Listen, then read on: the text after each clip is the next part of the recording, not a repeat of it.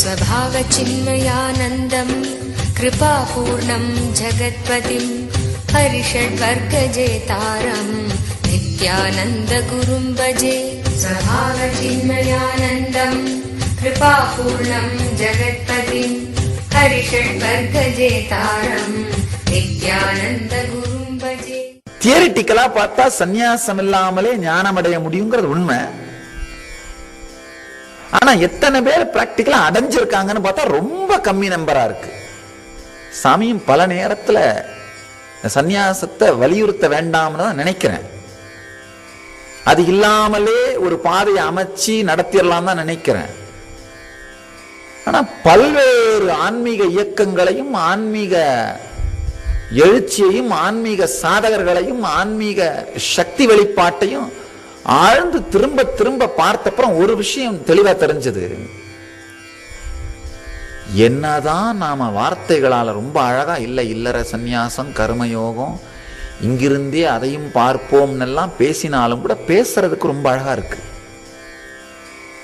நடைமுறையில் ஞானத்தின் மலர்ச்சி நடப்பதற்கு சந்நியாசத்தை தவிர வேறு எந்த நேரடியான சாத்தியக்கூறு வழியும் இருப்பதாக எனக்கு தோன்றவில்லை. ஒண்ணுமில்ல, உங்க வாழ்க்கையில ஒரு சாதாரண விஷயம், ஒரு டாக்டரா மாறுறது, ஒரு இன்ஜினியரா மாறுறது, ஒரு லாயரா மாறுறது, ஒரு சயின்டிஸ்டா மாறுறது, அதுக்கே உங்க வாழ்க்கை முழுசா தேவைப்படுது இல்லையா? இல்ல பார்ட் டைமா மாறலாம்னு முடியுதா? பார்ட் டைம் டாக்டர்லாம் பாத்தீங்கன்னா ஹிந்து பேப்பர் உட்காந்து தான் படிச்சுட்டு இருப்பாங்க. அதாவது 2 பேரும் ஒரே மெடிக்கல் காலேஜில் படிச்சு பாஸ் ஆயிருந்தாலும் 25 வருஷத்துக்கு அப்புறம் ஒரு டாக்டர் ஒரு பெரிய ஆஸ்பத்திரிக்கே சொந்தக்காரராக இருக்கிறார். இன்னொரு டாக்டர் அதே கிராமத்தில் உட்காந்துக்கிட்டு காலையில இருந்து சாயந்தரம் வரைக்கும் அதே ஹிந்து பேப்பரை பெரிய கிளாஸா வச்சு படிச்சுட்டு இருக்காரு.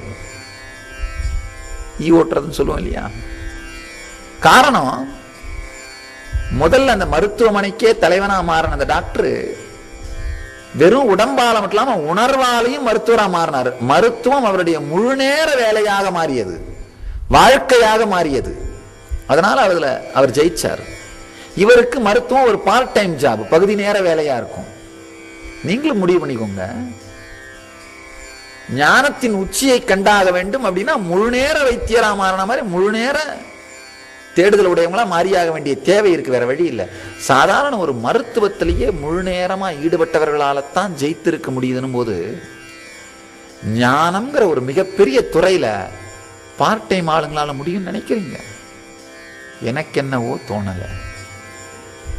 ஏதோ காலையில எந்திரிச்சு குளிச்சுட்டு நெத்தி நிறைய விபூதியை பூசிட்டு ஒரு 1/2 மணி நேரம் உட்காந்து புசு புசுன்னு மூக்கில் காத்தடிச்சுட்டு ஒரு 10 நிமிஷம் கத்திட்டு ஏதோ பிராணாயாமன்ற பேரால நோஸ் ப்ளோ பண்ணிட்டு, ஓகே, இதெல்லாம் ஒரு நல்ல ஹெல்த்தை கொடுக்கும், ஒரு நல்ல மனநிலையோட இருப்பீங்க, அது வேணா உண்மை. ஆனா மனம் கடந்த நிலைக்கு போறதுக்கு இது போதுமான்னு எனக்கு தெரியல. இன்னொன்னு ஆழமா புரிஞ்சுங்க, சாமி ரொம்ப தெளிந்த புத்திசாலி. தேவையில்லாத எந்த ஒரு செயலையும் வாழ்க்கையில பண்ணதே இல்லை. நேத்தே சொன்னலையா, என்னுடைய வாழ்க்கையில கோழி குண்டடிச்சு கோட்டி புல்லடிச்சு விளையாடினதில்லை. அதுக்கு ஏன் நேரத்தை வேஸ்ட் பண்ணுவானே அப்படின்னு. தேவையில்லாத ஒன்றை சாமி செஞ்சதே இல்லை. சாமி சந்நியாசம் எடுத்திருக்கனால தெளிவா தெரிஞ்சுக்கோங்க, ஏதோ ஒரு காரணம், அது உண்மையிலேயே அடிப்படையான தேவைன்னு அர்த்தம். இல்லைன்னா கட்டாயம் செஞ்சிருக்க மாட்டேன், இல்லைன்னா கட்டாயமா செஞ்சிருக்க மாட்டேன். வேற வழியே இல்லைன்ற விஷயங்களை மட்டும்தான் செய்யறது. தேவை இல்லைன்னா அந்த செயல்களை செய்வதே கிடையாது, செஞ்சு டைமை வேஸ்ட் பண்றது இல்லை. அதனால பொதுவா பப்ளிக்ல பல பேர் இருக்கிற இடத்துல கேட்டீங்கன்னா இதே கேள்வியை ஞானமடைய சந்நியாசம் அவசியம் தானான்னு கேட்டீங்கன்னா சொல்லுவேன், சாமி இருக்கலாம், இல்லாமலும் போகலாம். இந்த சோஷியலி பொலைட்னு சொல்லுவோம். பல பேருடைய உணர்வுகளை துக்கப்படுத்த வேண்டாமே அப்படிங்கிறதுக்காக ஒரு பொதுவாக இலைமறை காய் போல பதில் சொல்லிடுறது. ஆனா சத்தியம் நேரடியா வேணும்னு நினைச்சிங்கன்னா இதுதான் சத்தியம். 1000 ஆனாலும் முழு நேரமும் முழுமையாக இந்த துறையிலே முழுகாமல் இதனுடைய சாரமான முத்தாகிய ஞானத்தை எடுப்பது சாத்தியம் இல்லை.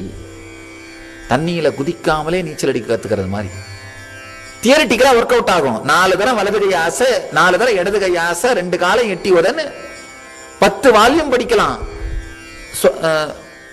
நீச்சல் அடிக்கிறத பத்தி. ஆனா குதிக்காமல் நீந்த முடியாது. அதே மாதிரிதான் ஞானத்தை பத்தி பெரிய பெரிய புத்தகங்களை படிக்கலாம், தலகாணி சைஸ்ல இருக்கிற புக்கெல்லாம் படிக்கலாம். ஆனா படிச்சுட்டு என்ன பண்ணுவோம்? தலாணி கீழே வச்சு படுத்து தூங்கிடுவோம், அவ்வளவுதான்.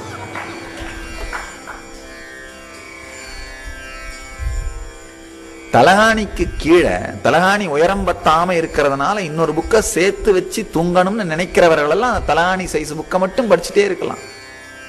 வேற ஒன்றும் இல்லைங்கயா.